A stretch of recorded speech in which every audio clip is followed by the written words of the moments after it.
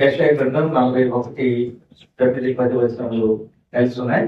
భూది గ్రంథముల నుండి నేను పట్టుకుని దాని కొనల నుండి తీర్చుకునేవాడా, నీవు నా దాసుడు వనియు నేను నిన్ను ఉపేక్షింపక ఏర్పరచుకుంటున్ననియు నేను నీతో చెప్పి ఉన్నాను, నీకు తోడై ఉన్నాను, భయపడకము, నేను నీ దేవుడనై ఉన్నాను, దిగులు పడకము, నేను నిన్ను బలపడుతును, నీకు సహాయం చేయబడను నేనే, నీతి అను నా దక్షిణ హస్తంతో నేను ఆదుకొందును అనేటువంటి మాటల్ని మనం చూస్తూ ఉన్నాం. ఇందులో మనం ఏం గమనిస్తున్నాం అంటే, భయపడవద్దు, దూత కూడా వారిని భయపడవద్దు అని చెప్పినటువంటి మాట మనం చూస్తున్నాం. భయపడవద్దు అంటే ఆ మాట విన్నవాళ్ళు భయపడచ్చా? భయపడవద్దు, ధైర్యంగా ఉండాలి. కానీ నేను ఈ వాక్య భాగంతో ధ్యానం చేస్తుంటే మాకు ఏమొచ్చాయా మీ గురించి చెప్పడానికి, మీరు ఎక్కడ మేమెక్కడ, మీ మాటలు మమ్మల్ని చెప్పమంటున్నారు, మాకు ఏమొస్తుందని నేను చెప్పగలను అని నేను చాలా దిగులతో విచారంతో చాలా దగ్గరలో చాలా మంది దేవుల వాక్యం చెప్పమని పిలుస్తూ ఉంటే, ప్రతి ఒక్క సభలో నిలబడాల్సినటువంటి అవసరం ఉంటే అలాగ అనుకొని నాకు నేనే మనసులో ఆలోచన చేసుకుంటే ప్రభువు నాకు ఇచ్చిన తలంపు చూస్తే ఇక్కడ భయపడవద్దని దేవుని దూత తెలియజేస్తుంటే ఒకళ్ళు భయపడ్డారు. బీదలను భయపడదు అంటే హేరోదు రాజు పుణ్యంలో రైలు పరిగెత్తి హేరోదు రాజు భయపడుతూ ఉంటున్నాడు, వణికిపోతూ ఉంటున్నాడు. యూదులకు రాజుగా పుట్టినవాడు ఎక్కడ అని జ్ఞానులు అడిగితే మనసులో ఒక్క క్షణంలో భయము రాజుగారికి ఏర్పడింది. విచిత్రం ఏమిటంటే, అరణ్యంలో క్రూర మృగాల మధ్యలో గొర్రెల్ని కాచుకుంటున్నటువంటి వాళ్ళు దేవుని వెలుగు చూసి భయపడ్డారు, కానీ రాజు ఏమి చూడకుండానే భయపడినట్టుగా మనం చూస్తున్నాం. ఆ వాక్యాన్ని గురించి నేను ధ్యానం చేస్తూ ఉంటే, యేసుక్రీస్తు ప్రభు పుట్టిన నిమిషాలకే లేక పుట్టినటువంటి ఆ చిన్న బాలుడిగా ఉన్నటువంటి యేసుక్రీస్తు ప్రభువు అప్పుడు ఏమైనా గొప్ప గొప్ప అద్భుతాలు ఏమో చేశాడా? ఏం చేయలేదు కదా. ఇంకా ఏమన్నా గొప్ప గొప్ప సంగతుల గురించి ఆయన ఏమన్నా ప్రకటన చేశాడా? ఏం చేయలేదు కదా. అప్పటికి ఇంకా సూచక క్రియలు ఏమన్నా చేశాడా? ఏమీ చేయలేదు. కానీ ఆయన ఏమీ మాట్లాడడం లేదు, బాలుడిగా ఉన్నాడు. ఆ కన్యమరియే తల్లి ఒడిలో ఉన్నాడు, లేక పశువుల ఆ సత్రంలో పశువుల చెట్టులో పడుకొని ఉన్నాడు. ఆ చిన్న పసికందుగా ఉన్నటువంటి యేసుక్రీస్తు ప్రభు పుట్టాడు అని అంటే రాజుగారికి భయము ఏర్పడినట్టుగా మనం చూస్తూ ఉంటున్నాం. అదే యేసుక్రీస్తు ప్రభు యొక్క పుట్టుకలో ఉన్నటువంటి జన్మ రహస్యం. ఆయన భయంకరుడైనటువంటి దేవుడు. గడగడలాడుతూ ఆయన ఎదుట ప్రతి వాళ్ళు మోకరించాలని లేఖన భాగాలు మనకు తెలియజేస్తూ ఉంటున్నాయి. అదే సమయంలో ఎందుకు ఆయన భయంకరుడు, భయపడవద్దని ఎందుకు చెప్తున్నాడు అని అంటే, ఆయన దుష్టత్వం నుంచి తప్పించి రక్షించడానికి మనుష్యునికి పట్టినటువంటి దుష్టత్వాన్ని ఎవరైతే పుట్టిస్తున్నారో వారికి దడ పుట్టించి, ఎవరైతే దేవునికి విరోధంగా జీవిస్తూ ఉంటున్నారో, మానవులను పాపములోకి నడిపిస్తున్నారో వాళ్ళకి భయాన్ని పుట్టించి మనుషులకు ధైర్యం చెప్పేవాడే దేవుడు అని అంటే. ఇంకొక మాట ఇక్కడ మనం ప్రత్యేకంగా మనం చూస్తే, మీకు దేవుడు పుట్టినాడు అని చెప్పారా దూతలు, లేకపోతే మీకు రక్షకుడు పుట్టినాడు అని చెప్పారా? మీకు దేవుడు పుట్టినాడు, అక్కడ ఉన్నాడు చూడండి అని చెప్పలేదు. మీ కొరకు రక్షకుడు పుట్టినాడు అని. దేవుడు అంటే రక్షించేవాడు. ఎవరిని రక్షించేవాడు? పాపంలో ఉన్న వాళ్ళకు పరిశుద్ధతని ఇవ్వగలిగిన వాడు. పాపంలో ఉన్న వాళ్ళు పాప శిక్షను తన మీద వేసుకొని పాపం లేని తన శరీరాన్ని మన కొరకు అప్పగించుకొని ధైర్యంగా ఆయన మరణించడానికి సిద్ధపడి లోకానికి వచ్చినటువంటి వాడు. ఆయన మనకు ధైర్యం చెప్పగలిగిన సమర్థుడు. యేసుక్రీస్తు ప్రభు బాలుడుగా ఉన్నప్పుడే అపవిత్రమైనటువంటి మనస్సు కలిగినటువంటి వారు, కపటం కలిగినటువంటి ప్రజలు భయపడినట్టుగా మనం చూస్తూ ఉంటున్నాం. డిగ్నిటీస్ అందరూ భయపడుతూ ఉంటే, అమాయకమైనటువంటి ప్రజలు, ఎన్నికలైనటువంటి పీదలైనటువంటి గొర్రెల కాపరులు ఆయనను చూడడానికి ఆయన దగ్గరకు వచ్చి ఆయన చూశారు. మళ్ళీ ఆయనను చూచి వాళ్ళు చూచినవి విన్నవి లోకంలో ప్రకటించినట్టుగా చూస్తూ ఉంటున్నాం. యేసుక్రీస్తు ప్రభు లోకంలో పుట్టాడు అని మొట్టమొదట దేవదూతలు ప్రకటన చేస్తే, భూమి మీద ఉన్న సమస్తమైనటువంటి వాళ్ళకి సువార్తను ప్రకటించింది మొట్టమొదట ఎవరు అని అంటే గొర్రెల కాపరులు. వాళ్ళు వీళ్ళు అంటే మనం వింటూ ఉంటాం, కొంచెమైనా వెర్రి ఉంటది అని. కానీ సువార్త మొట్టమొదట ప్రకటించడానికి దేవుడు ఉపయోగించుకున్నటువంటి సాధనం మనుషులకు అక్కర్లేదు అనుకున్నటువంటి ప్రజల ద్వారా రక్షకుని గురించినటువంటి ప్రకటనను దేవుడు ఏర్పాటు చేశాడు. మొట్టమొదట పేదలైనటువంటి వాళ్ళకి పరలోకం దిగి వచ్చి సువార్త ప్రకటించింది. ఆ తరువాత జ్ఞానులుగా ఉన్నటువంటి వాళ్ళకి ఆ నక్షత్రము ద్వారా ఆయన తెలియజేసినట్టుగా మనం చూస్తున్నాం. సూపర్ నేచురల్ పవర్స్, సర్వ సృష్టిని సృష్టించినటువంటి సృష్టికర్త అయిన దేవుని పుట్టుకను గురించి మనుషులు ఎవరు పట్టించుకోవడం లేదు. కానీ దేవుని ద్వారా క్లేశాన్న పానములు పుచ్చుకుంటూ ఆయన రకములైనటువంటి ఉద్యోగ వ్యవస్థలను కలిగి ఉంటూ అధికారము హోదాను కలిగి ఉంటూ ప్రజలను పరిపాలన చేస్తున్నటువంటి వాళ్ళు పట్టించుకోలేదు. కానీ గొర్రెలు కాస్తూ ఉన్నటువంటి వారికి దేవుని యొక్క వర్తమానం నిలబడిన తర్వాత వాళ్ళు వెంటనే వెళ్ళి ఆ బాలుని దగ్గరికి వెళ్ళి వాడు చూచి ఆయనను గురించి లోకంలో ప్రకటించినట్టుగా మనం చూస్తున్నాం. యేసుక్రీస్తు ప్రభుని రక్షకుడు మీ కొరకు పుట్టినాడని చెప్పినటువంటి మాటని మనం చూస్తూ ఉన్నాం. కానీ జ్ఞానులు ఎవరిని చూడడానికి వెళ్ళారని ఆలోచన చేసినప్పుడు వారు జ్ఞానాన్ని వెతుక్కుంటూ వెళ్ళారని దేవుని వాక్యంలో మనం చూస్తాం. కానీ పుట్టినటువంటి ఆయనను చూచిన తర్వాత వాళ్ళ భావాన్ని గురించి గ్రంథాన్ని బట్టి మనం ధ్యానం చేస్తే, ఆ నక్షత్రపు వెలుగు బాగున్నటువంటి స్థానానికి వచ్చి ఆ చిన్న పసిగంతగా ఉన్నటువంటి యేసు క్రీస్తు ప్రభు దగ్గర వెలుగు కనబడినప్పుడు అప్పుడు అనిపించింది వాళ్ళకి, ఈయన ఎంత గొప్పవాడవుతాడో, ఈయన ఎంత గొప్ప మరి దేవుని యొక్క మహిమని కలిగి ఉంటున్నాడు అని వాళ్ళ యొక్క డిగ్నిటీస్ అన్ని పక్కన పెట్టి వెంటనే సాగిలపడి ఆయనకి ఆరాధన చేసినట్టుగా మనం చూస్తూ ఉంటున్నాం. అలాంటి దేవుడు భయపడవద్దు అని చెప్తూ ఉంటున్నాడు. దేవుడు మీకు పుట్టాడని చెప్పలేదు, రక్షకుడు మీకు పుట్టాడు అని చెప్పాడు.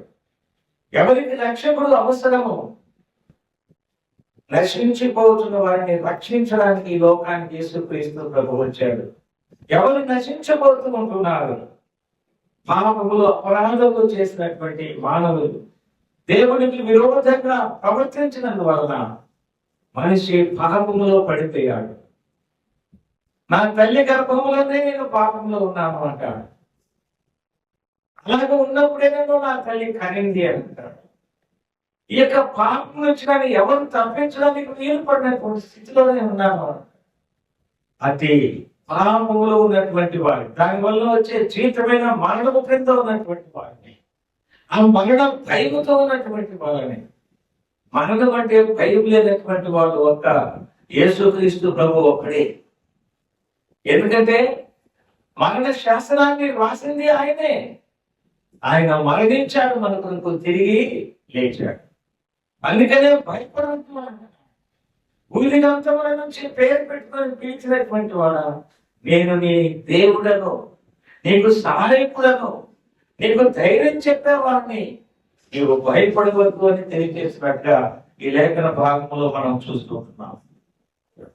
ఎందుకు భయపడవద్దు అని ఆయన అంటున్నాడంటే, because I am your God, నేను నీ దేవుడను కాబట్టి నీవు భయపడవద్దు అని చెప్తూ ఉంటున్నాడు.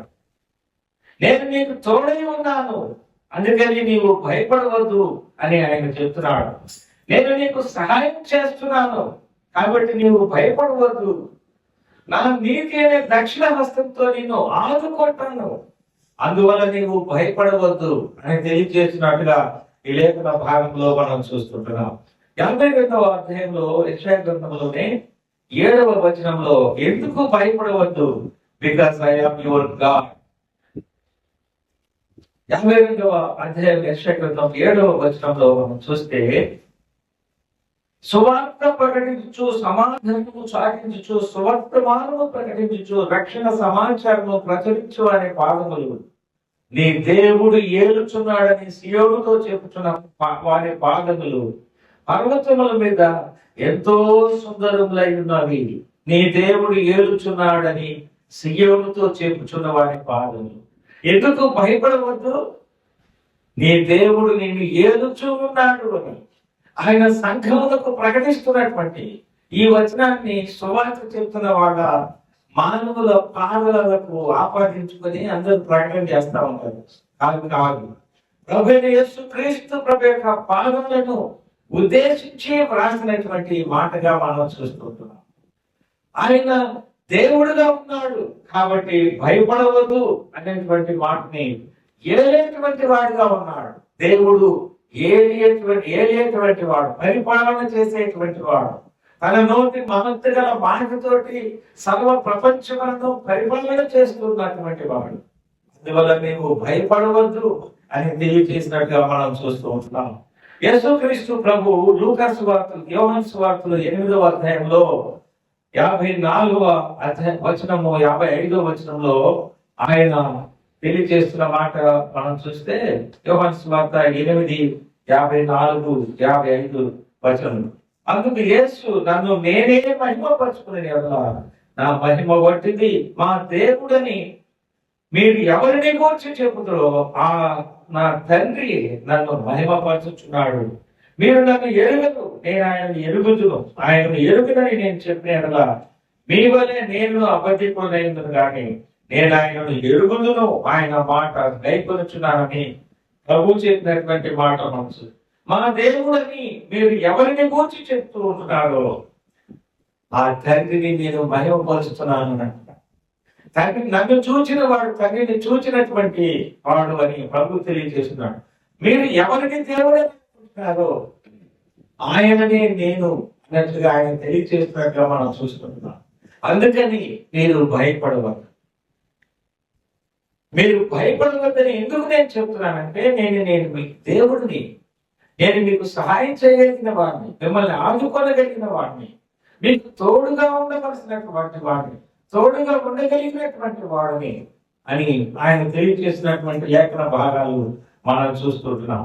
లోకంలో అన్యాయము జరుగుతున్నప్పుడు, అక్రమము జరుగుతూ ఉన్నప్పుడు, లేక రాహేలు అక్క చెల్లెళ్ళు వాళ్ళ మధ్యలో ఏర్పడిన అన్యాయమైనటువంటి పరిస్థితికి రాహేలు స్వరముతో ఆయనకు ప్రార్థన చేసినప్పుడు ఆయన అన్న మాట, అన్యాయము ఎదుర్కొంటున్నటువంటి నా స్వరాన్ని విన్నటువంటి దేవుడు నాకు తోడుగా ఉన్నాడు అని చెప్పింది. నేను జబ్బు ఖండకాలని పిలువబడుతూ బాధించబడుతున్నటువంటి సమయంలో నేను మొరపెడితే నా బాధను చూచి నాకు తోడుగా ఉన్నటువంటి దేవుడు అని చెప్పింది. ప్రవక్తల ద్వారా తోడుగా ఉన్నటువంటి దేవుడు మన మధ్యలోనికి మనుష్య కుమారుడుగా ప్రత్యక్షమైనటువంటి దేవుని యొక్క తోడు అని యేసుక్రీస్తు ప్రభుకి ఇమ్మానుయేలు అంటే దేవుడు మాకు తోడు అని అర్థం అని చెప్తున్నాడు. ఇందులో మనం చూస్తూ ఉంటున్నాము, ఆయన దేవుడు. మీరు ఎవరిని గురించి దేవుడు అనుకుంటున్నారు? ఆ దేవుడే మీ దగ్గరికి దిగి వచ్చాడు, ఆయన రక్షకుడుగా ఉన్నాడు అని ప్రకటించబడినట్టుగా మనం చూస్తున్నాం. రెండవ మాట మనం చూస్తే, ఎందుకు మనం భయపడకూడదు అంటే, ఆయన మనలను బలపరిచేటువంటి వాడు కనుక. He will strengthen us, so we should not fear. యెషయా గ్రంథంలోని 40వ అధ్యాయంలో 29వ వచనం నుంచి 31వ వచనం వరకు మనం చూస్తే, యెషయా గ్రంథము 40వ అధ్యాయము 29వ వచనం నుంచి ఎలాగో ఆయన మనలను బలపరుస్తున్నాడు అనేటువంటి మాట. సొమ్మశీలిన వారికి బలమిచ్చువాడు ఆయనే, శక్తిహీనులకు బలాభివృద్ధి కలుగు చేయవాడు ఆయనే. ఇంకా చాలా వచనాలు మనం చూస్తాం. సొమ్మశీలినటువంటి వారికి బలాన్ని ఇచ్చేటువంటి దేవుడిగా మనం చూస్తుంటున్నాం. అందుకోసము మనం భయపడవద్దు అని ఆయన తెలియజేస్తూ ఉంటున్నాడు. ఈ లోకంలో శరీరం సంబంధించినటువంటి ఆహారము మనుషునికి ఎలాగ బలం ఇస్తుందో, మానసికంగా కురిగిపోయినప్పుడు, సొమ్మసిల్లిపోయినప్పుడు, అంటే ఇక దేనికి పనికిరానటువంటి స్థితికి దిగజారినటువంటి సమయంలో ఆయన బలం ఇచ్చేటువంటి వాడుగా మనం చూస్తుంటున్నాం. ఆయన ఇచ్చేటువంటి బలము మనుషులు ఇచ్చేటువంటి లోక సంబంధించిన శరీరం సంబంధించిన ఆహారాలు ఇచ్చేటువంటి బలం లాంటిది కాదు.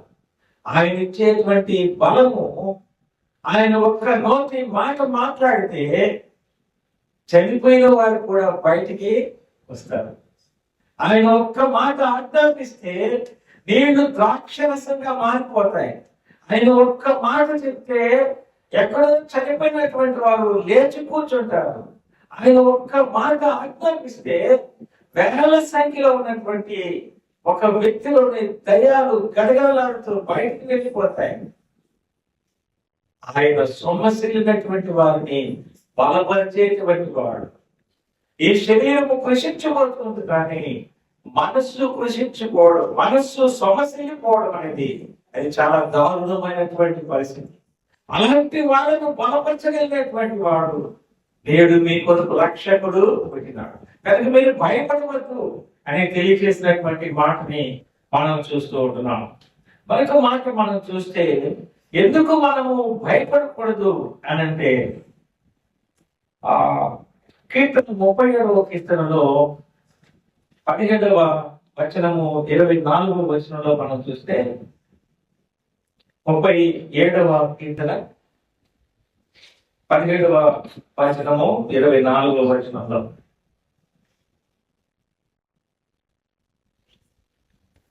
బలహీనుల బాహువులు విలువబడును, నీతిమంతులకు యెహోవాయే సంరక్షకుడు అని ఈ భాగంలో చూస్తూ 24వ వచనంలో, యెహోవా అతని చెయ్యి పట్టుకొని ఉన్నాడు గనుక అతడు నేలను పడినను లేవలేక.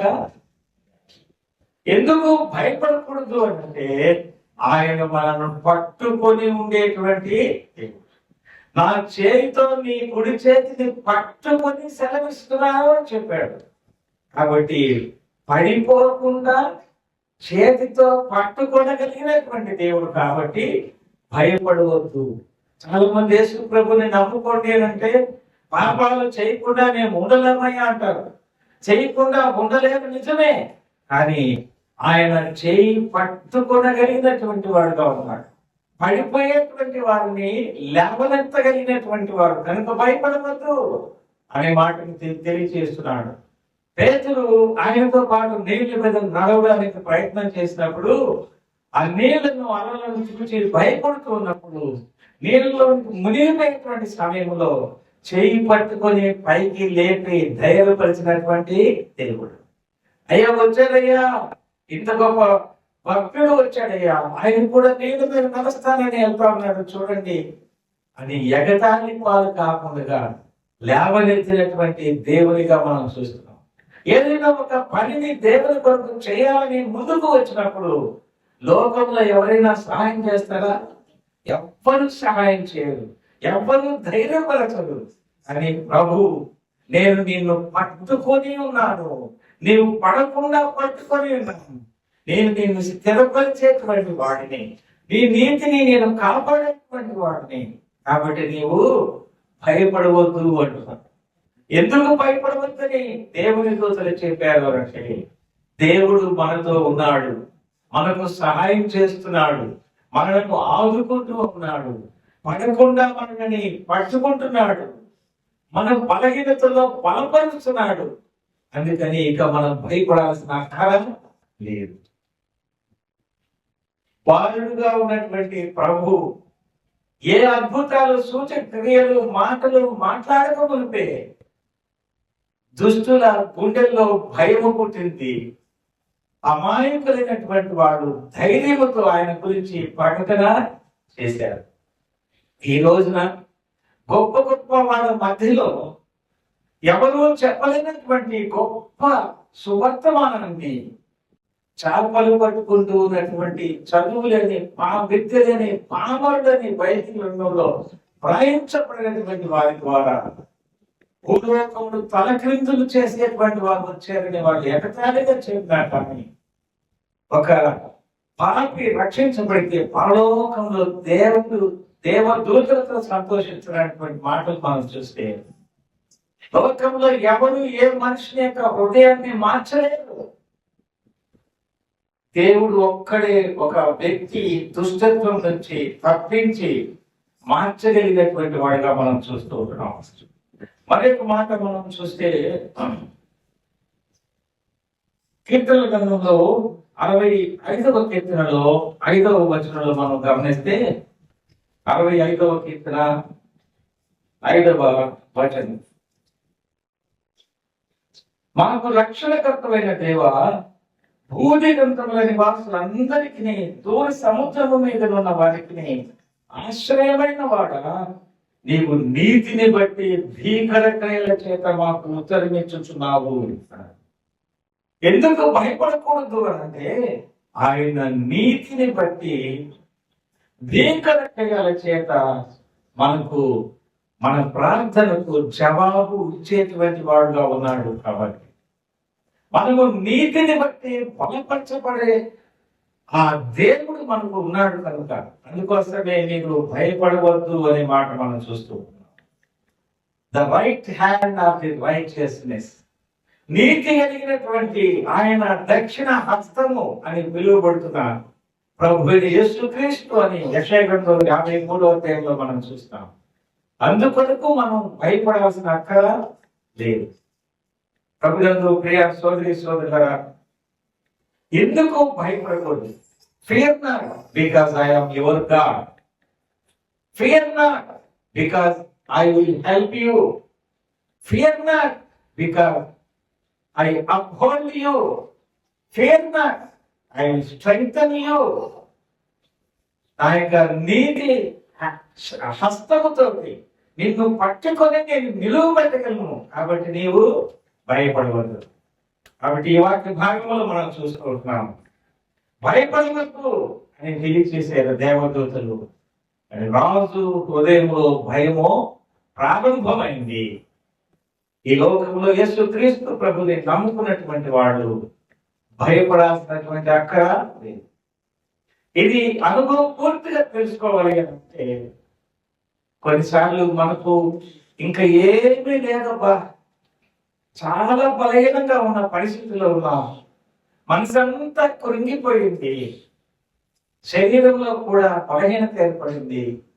అలాంటి పరిస్థితికి ఒక్కొక్కసారి దేవుడు ఎందుకు తీసుకుని వెళ్తాడు అంటే, చాలా వచనాలు ఇంకా ఉన్నాయి కానీ నేను అవన్నీ మీ దగ్గర చెప్పట్లేదు. అపోస్తలుడైన పౌలు ఎంత బలమైనటువంటి వర్తమానాలు చెప్పేవాడు కదా. ఆయన ఎంత గొప్ప సువార్తికుడిగా ఆయన ఖండాంతరాలకు వెళ్ళి దేవుని యొక్క వాక్యాన్ని ప్రకటించాడు కదా. అని బలహీనతలో ఉన్నప్పుడు ఆయన అన్న మాట ఏమిటంటే, ఆ బలహీనతలో దేవుని శక్తి నేను ఎరుగు నిమిత్తము సంతోషిస్తున్నాను అని అంటున్నాను. మనం ఎప్పుడైనా అనుకుంటామా? మనం ఎప్పుడు బలహీనంగా ఉన్నామో దేవుని యొక్క కోరిక ఏంటంటే, నీవు బలహీనంగా ఉన్నప్పుడు ఎట్లా దేవుని నిన్ను బలపరిచాడు నువ్వు ఎరిగితే అప్పుడు చెప్పగలవు దేవుడు నిన్ను బలహీనతలో బలపరుస్తాడు అని. ఈ మాట గొప్ప గొప్ప శాస్త్రవేత్తలు, ఖగోళ శాస్త్రవేత్తలకి అర్థం కాల.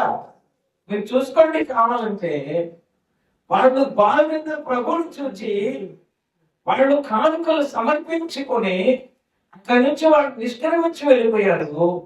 కానీ గొర్రెల కాపరులు మాత్రం ఆయన మేము చూచాము, ఆయన రక్షకుడు అని ప్రకటన చేసినట్టుగా మనము చూస్తుంటున్నాం.